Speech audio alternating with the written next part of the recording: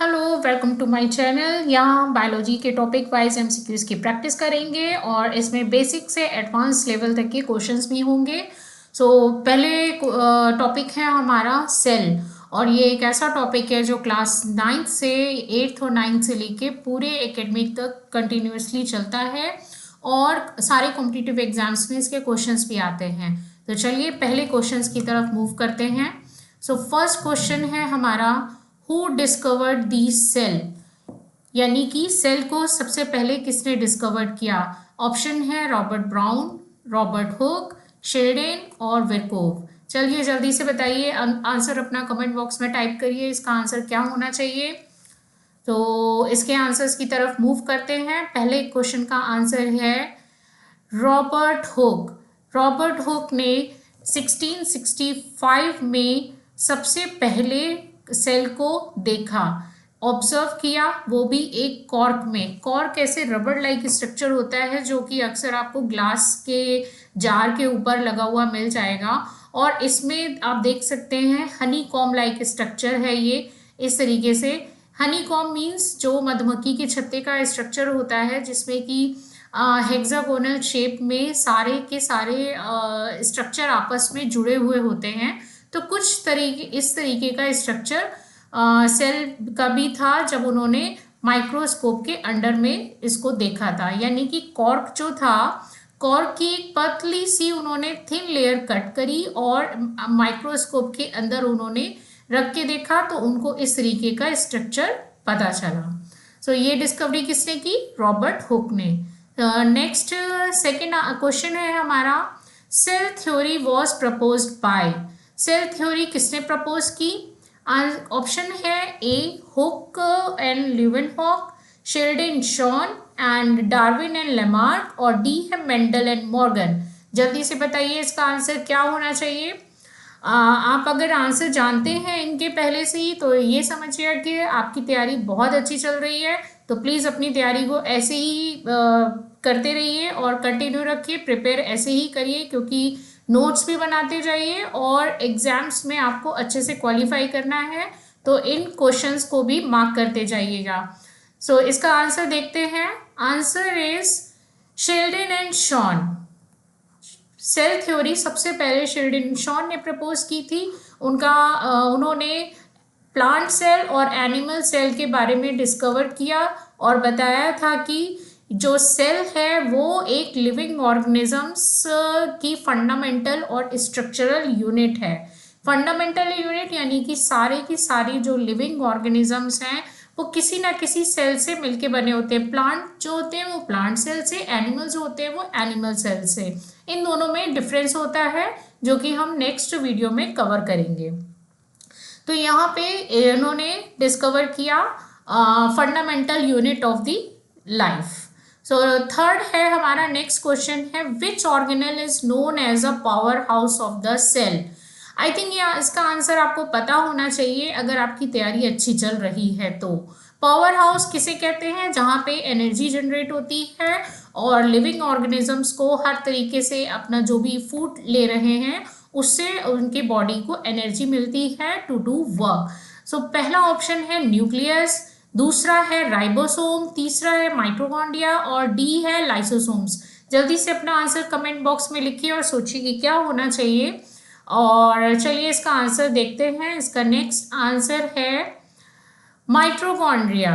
अगर आपकी तैयारी बहुत अच्छी चल रही है तो आप इसका आंसर पहले से जानते होंगे। तो आंसर इज माइटोकॉन्ड्रिया, जो कि एटीपी प्रोड्यूस करता है during the cellular respiration. Means पहले भी हमने अभी बोला कि जो भी फूड पार्टिकल्स आते हैं उनको अच्छी तरीके से डिसॉल्व किया जाता है छोटे छोटे माइक्रो मॉलिक्यूल्स में, और फिर सेलुलर रेस्पिरेशन के थ्रू उनसे एक एटीपी जनरेट होती है। एटीपी का फुल फॉर्म आपको पता है, एडेनोसिन ट्राइफॉस्फेट।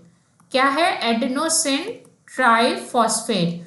ये एक ऐसा है फुल फॉर्म स्टैंड है जो कि आपको लर्न होना चाहिए, क्योंकि ये मोस्टली कॉम्पिटिटिव एग्जाम्स में, एकेडमिक एग्जाम्स में अक्सर पूछा जाता है। प्लीज इसको अच्छे से पढ़िएगा। नेक्स्ट क्वेश्चन की तरफ मूव करते हैं। नेक्स्ट क्वेश्चन है हमारा, the site of the protein synthesis is. जल्दी से बताइए। ऑप्शंस हैं आपके, ए लाइसोसोम्स, बी राइबोसोम्स, सी है गोल्गी ऑपरेटस एंड डी है वैक्यूल। जल्दी से बताइए, अगर आपकी तैयारी अच्छी चल रही है तो इसका आंसर क्या होना चाहिए? इसका आंसर है हमारा ribosomes. Ribosomes is a site of protein synthesis. हम 3 तरीके के राइबोसोम्स होते हैं, एक होता है एमआरएनए मैसेंजर आरएनए, एक होता है टीआरएनए जो कि ट्रांसफर ऑफ प्रोटीन मॉलिक्यूल्स, एक होता है आरआरएनए यानी कि राइबोसोमल आरएनए, जहाँ पे छोटे छोटे पॉलीराइबोसोम्स होते हैं। ये पॉलीराइबोसोम्स क्या करते हैं? कैटालाइज करते हैं, बड़े बड़े प्रोटीन मॉलिक्यूल्स को छोटे छोटे अमीनो एसिड्स में कन्वर्ट करते हैं। सो नेक्स्ट क्वेश्चन है हमारा, which cell organelles contain hydrolytic enzymes? Which cell organelles contain hydrolytic enzyme? Option A Golgi bodies, B है लाइसोसोम्स, सी है एंडोप्लाज्मिक रेटिकुलम और डी है न्यूक्लियस। जल्दी से बताइए इसका आंसर क्या होना चाहिए? मुझे लगता है इसका आंसर आप लोगों को पता होना चाहिए, तो प्लीज इसको जल्दी से बताइए इसका आंसर कमेंट बॉक्स में। So right answer is a lysosomes. Lysosomes में हाइड्रोलिटिक एंजाइम होते हैं जो कि जैसे ही सेल में कुछ भी डिस्टर्बेंस होता है या कोई भी फॉरेन पार्टिकल्स आ जाते हैं जो कि सेल को डैमेज करता है, सो ये हाइड्रोलिटिक एंजाइम्स उस फॉरेन पार्टिकल्स के अलग अलग उसमें वर्क करता है। जैसे फैट के ऊपर लाइपेज करेगा और प्रोटीन के ऊपर प्रोटीएज करते हैं, तो अलग अलग इनमें हाइड्रोलिटिक एंजाइम्स होते हैं जो कि उस सेल्स फॉरेन पार्टिकल्स को बस्ट कर देता है यानी कि खत्म कर देता है, और जिस सेल में वो फॉरेन पार्टिकल होते हैं वो सेल भी बस्ट हो जाती है। इसको बोलते हैं सुसाइडल बैग्स। इनका दूसरा नाम क्या होता है? Suicidal bags. तो प्लीज इसको अच्छे से करिएगा। मोस्टली कॉम्पिटिटिव एग्जाम्स में, एकेडमिक एग्जाम्स में इनका अनदर नेम भी पूछा जाता है। सो प्लीज सुसाइडल बैग्स क्या है? Lysosomes. Then move to the another question. which structure regulate entry and exit of the substance? entry and exits of the substance से मतलब समझ रहे हैं आप, जो कि एक गेट कीपर लाइक होता है जिसमें कि सेल के अंदर आने वाले और बाहर जाने वाले मॉलिक्यूल्स को वॉच किया जाता है, रेगुलेट्स किया जाता है। तो ऑप्शन ए है सेल वॉल, बी है प्लाज्मा मेम्ब्रेन, सी है साइटोप्लाज्म और डी है न्यूक्लियस।